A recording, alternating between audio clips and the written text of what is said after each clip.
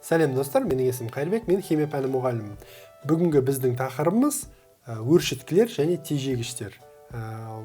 Басқаша атауы оның катализатор және ингибиторлар. Катализатор және ингибитор. Яғни бұлар химиялық реакцияға әсер етеді. Катализатор химиялық реакция жылдамдығын арттырады, ингибиторлар тежейді. Қалай жүретінін біз қазір қарастырып көрейік. Мынадай диаграммада энергетикалық диаграмма, бізде реагент бар және өнім. Яғни бұл реакция экзотермиялық, белгілі бір А плюс Б заттары қосылып С плюс Д деген өнім түзеді. Бізде нелер бар? Мына нүктеден максималды нүктеге дейінгі шама бізде активация энергиясы деп аталады. Осы нүктеден бастапқы энергиясы мен соңғы энергияның айырымы бізде энергия айырымы деп аталады. Дельта энергия деп қойайық. Тағы да не бар бізде? Бұл реакция катализатор қоспаған күйдегі көрінісі. Енді катализатор қосқан кезде қалай өзгереді? Катализатор қосқан кезде график былай болады. Яғни не өзгерді? Біздегі бастапқы реагенттердің энергиясы өзгерген жоқ, соңғы өнімнің энергиясы өзгерген жоқ, бірақ не өзгеріп тұр? Активация энергиясы өзгеріп тұр. Бұның активация энергиясы ЕА, катализаторды К деп қояйық. Яғни катализатор қосқандағы активация энергиясы. Негізінен катализатор активация энергиясын бұл жерде түсірген жоқ. Не себепті?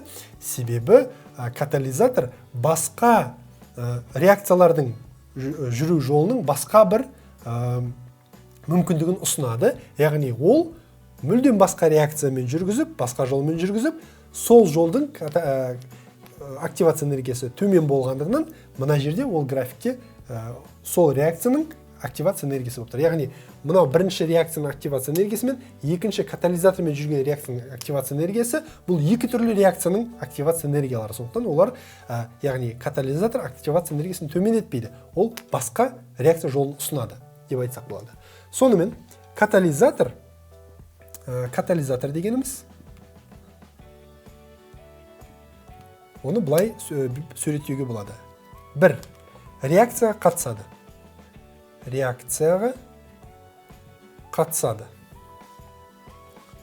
Мұнда ол мына жерде көрсетіліп тұр. Екі, активация энергиясы төмен реакцияның барысындағы басқа альтернативті жол ұсынады. Активация энергиясы төмен жол ұсынады. Оңай, жол ұсынады. Үшіншіден, катализатор не істейді? Реакция нәтижесінде өнімде өзгеріссіз қалады. Өнімде өзгеріссіз қалады.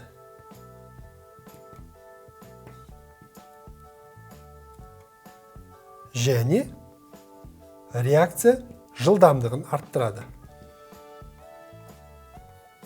Жылдамдығын арттырады.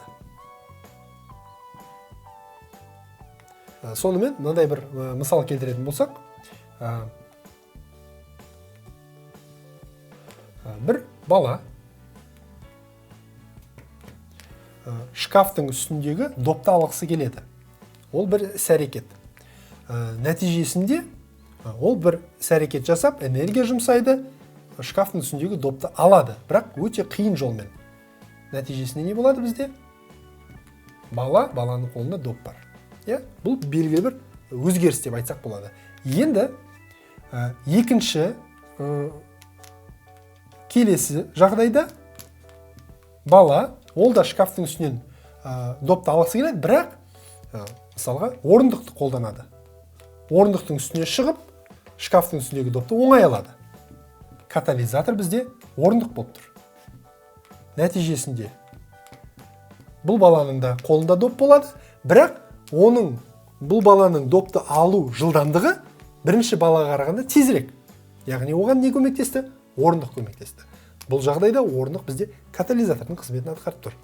Сонда катализатор өте маңызды реакциялардың жылдамдығын арттыруға көмектесетін фактор деп айтсақ болады.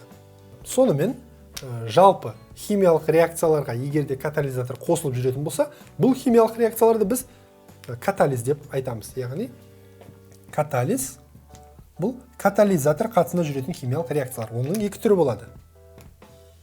Гомогенді және гетерогенді. Гомогенді бұл катализатор және реагенттердің фазалары, күйлері біртекті болғанда гомогенді катализ орын алады. Егерде катализатор және реагенттердің күйлері әртүрлі болса, онда гетерогенді реакция жүреді. Бұған мысалдар келтіретін болсақ, калий хлоратын алатын болсақ, оны қыздырамыз. Калий хлорат бізде ұнтақ, яғни қатты зат бар, қатты зат болады. Қыздыратын болсақ, бізде калий хлориді, оттек және теңестіреміз. Бұл жерде реакция жүреді жоғары температурада. Калий хлораты бізде қатты зат. Катализатор қосқан кезде марганец 4 оксидін, бұл да қатты зат. Реакция жылдамырақ жүреді және төменгі температурада. Сонда калий хлораты бізде қатты, марганец 4 оксиді бізде катализатор ол да қатты, екі күй біртекті болғандықтан бұл бізде гомогенді катализге мысал болып табылады. Гомогенді катализ. Және марганец 4 оксиді реакцияның жылдамдығына арттыруына себеп болады. Екінші реакция сутек пероксидін алатын болсам, сутек пероксидінің суға және оттекке ыдырауы теңестіріп алайын. Сутек 2, 4 теңесті. Бұл реакцияда да марганец 4 оксиді катализатор болып табылады. Қатты зат. Сутек пероксиді бізде сұйық зат, білеміз, е? Сонда реагент бізде сутек пероксиді сұйық, катализатор марганец 4 оксиді қатты, екеуінің фазалары әртекті болғандықтан бұл бізде гетерогенді катализге мысал.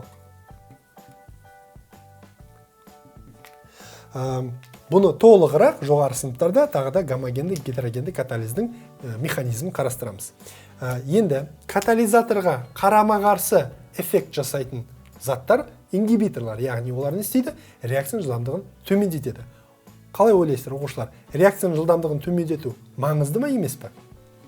Мысалға, адамның ағзасында бізде әртүрлі жасушалар бар, ұлпалар бар, е?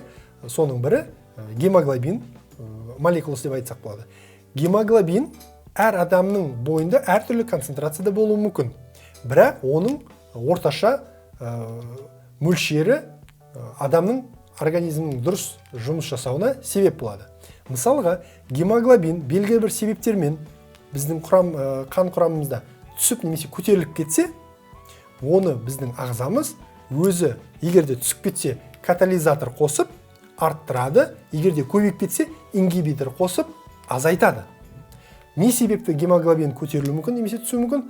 Тағам жегеннен немесе ауа райынан тағы да басқа факторлардан оның концентрациясы өзгеруі мүмкін. Сол жағдайда біздің ағзамыз өзі автоматты түрде оның гемоглобиннің түзілу жылдамдығын реттеп отырады екен. Ол үшін бізге катализатор және ингибитор маңызды рөл атқарады.